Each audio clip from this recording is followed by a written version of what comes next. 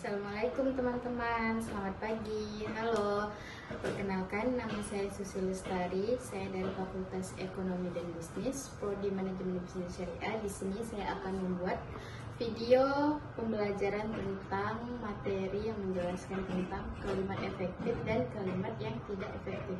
Nah, apa sih kalimat efektif itu dan apa sih kalimat yang tidak efektif itu? Nah, mari kita bahas. Nah, kalimat efektif itu kalimat yang secara jelas, lugas, padat, dan mudah dipahami oleh pembaca atau pendengar.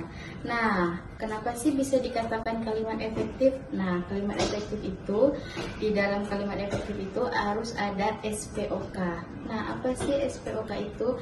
Nah, untuk SPOK itu, SPOK, S-nya itu subjek, nah untuk P-nya itu predikat, O objek, terus untuk K keterangan. Jadi untuk mendapatkan sebuah kalimat yang efektif itu di dalamnya harus ada SPOK. Contoh kalimat efektif yaitu saya belajar bahasa Indonesia setiap hari.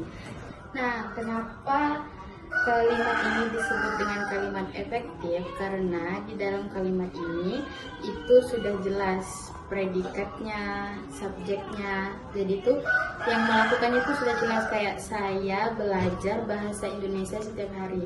Nah, pelakunya kan saya, predikatnya belajar. Terus untuk yang apa dipelajari itu kan bahasa Indonesia, pelajaran yang dipelajari.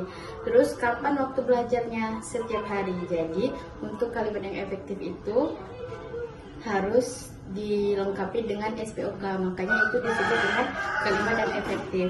Nah, untuk kalimat yang tidak efektif, apa sih kalimat yang tidak efektif itu? Kalimat yang tidak efektif itu kalimat yang tidak jelas, berkatanya yang berlebihan, terus susah dipahami.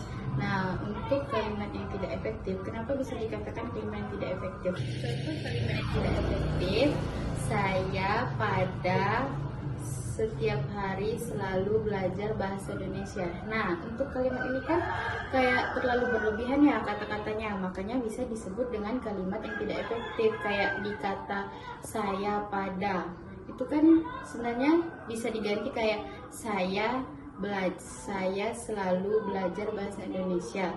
Tidak perlu ditambahkan dengan kata saya pada setiap hari. Itu kan kayak jadi berlebihan kata, makanya itu disebut dengan kalimat yang tidak efektif. Dan kenapa disebut dengan kalimat yang tidak efektif? Karena SPOK-nya tidak beraturan atau tidak berurutan.